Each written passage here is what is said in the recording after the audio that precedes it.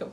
Okay, well, hello everybody, and welcome to this month's Special Collections Spotlight session, which, as you can see, is back in the library, which is fantastic.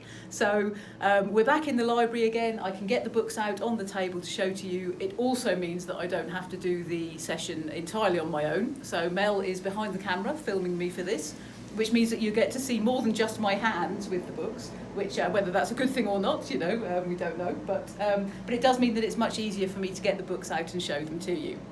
So this month's Special Collections Spotlight session, I had originally intended to just be about churches, church history, church architecture, but pretty much as soon as I started researching it, I discovered that we have so many books in the Special Collections on that topic that I had to split it up.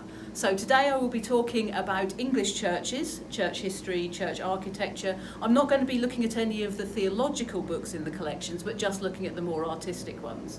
And at some time in the future, I will probably do another session looking at continental churches. So we have a variety of different types of books within the special collections that look at this topic. One of the types of books that we have are books that give a guide and some information about local churches. So books focusing on one particular church. Many of the ones that we've got in the collection are churches that are in the local area. Now, this is particularly common within the collections we have that were gathered by people who were interested in local history. So particularly the James Ward collection that's here in the Thoroton room, and also the collection, the Michael Dobbin collection, which is currently on loan to Bromley House. Both of those collections have a lot of books about local history, including books about some of the local churches.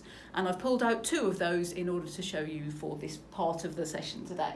So, the first book that I want to show you is this book here, a nice little handy sized book, looking at the church and the history of the Episcopal See within Southall.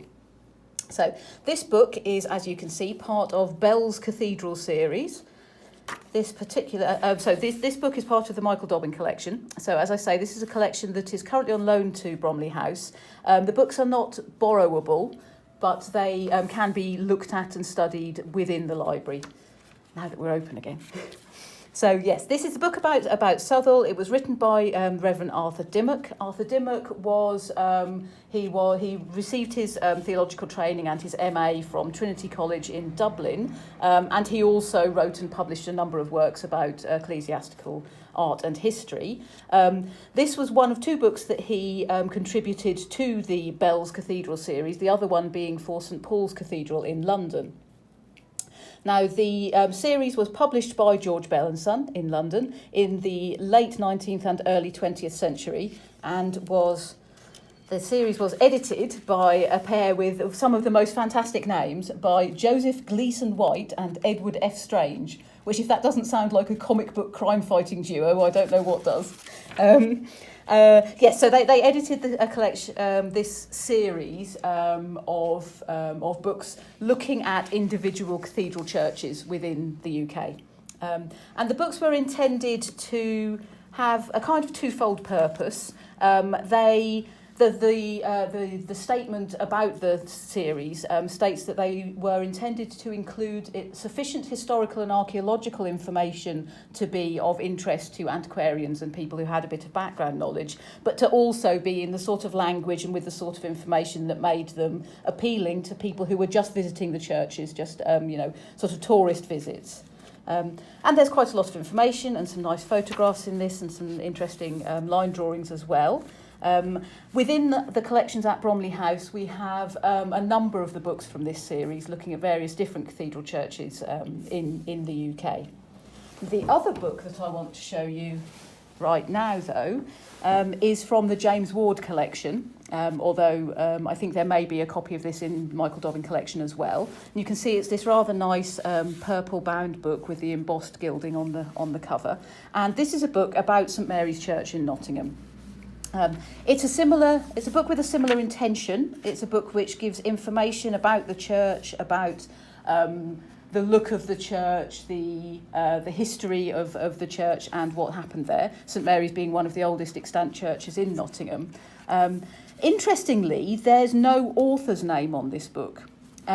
It doesn't say anywhere who wrote the text. What it does say is that it was published by R. Allen and Son of Caxton House in Nottingham, and that they also provided the photographs. Because this book is, it's earlier, it's from 1874, and it's illustrated with 6 photographs, which you won't be able to see very well, but the photographs are actually separate prints that have then been pasted into the book.